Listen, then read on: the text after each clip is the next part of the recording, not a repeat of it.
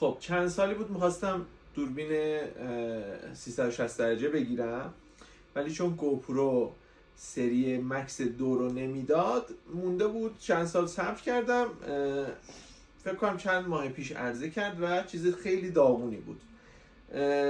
رفتم معادل و رقیبش رو خریدم که اینیستا 360 X5. بچه های پروازی و اسکی فکر میکنم چیز به درد بخوری باشه و خیلی به کارشون بیاد. میخوام آنباکسش کنم و اگر دوست داشته باشین همراه ما باشین. این خود دوربین اینیستا X5 تازه عرضه شده، یه چیز خیلی خفنه، تصویر 360 درجه میده. برای اونایی که دوست دارن همچین دوربینی داشته باشن یا اکشن کامera داشته باشن خیلی گزینه مناسبیه. این خود دوربینه، صفحه LCDش در واقع، 2 تا لنز داره، اتصالاتشه، کیفشه،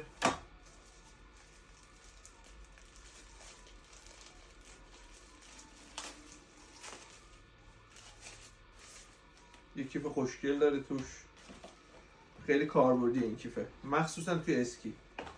یه چیز دیگه هم توش هست، کابلشه، دستمال نظافتش.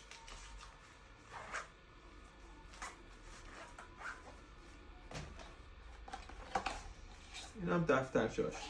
و اما اینا خب این یه دوربین ساده است، همه میتونن بگیرن، چیز عجیب غریبی نیست. اونی که خیلی به نظر من جذابه، 2 تا چیز برای بچه‌هایی که اسکی میکنن یا برای اکشن کامera میخوان از این دوربین استفاده کنن جزء ضروریاته. این لنزهای پرمیومه. لنز 2 نوع داره، محافظ لنز در واقع.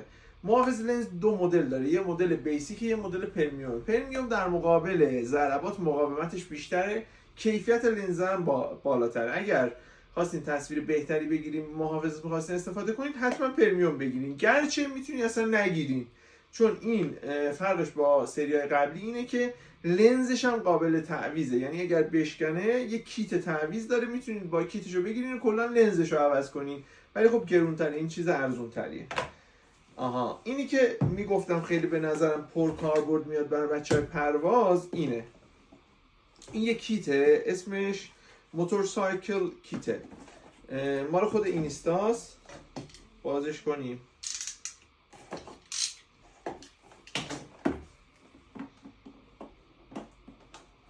ابوالفضل.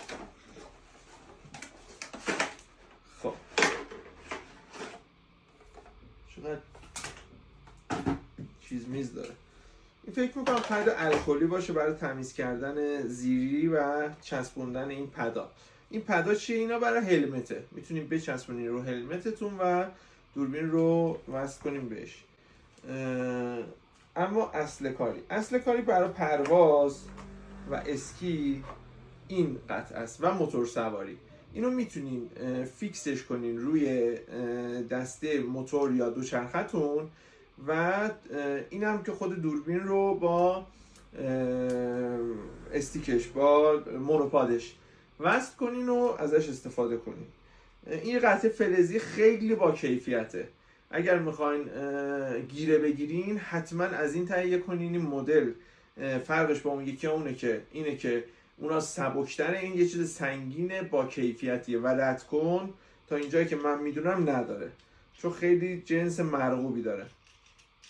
میتونیم بر پایه موتورسیکلت، دوچرخه، کارابینای هارنس ازش استفاده کنین.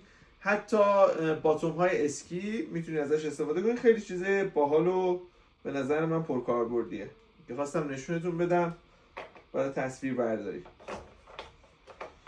دیگه چیزی نموند، باقیش شبیه بقیه دوربینای بود که داشتم. اگر سوالی داشته باشی خوشحال میشم جواب بدم. شب و روزگار بکام.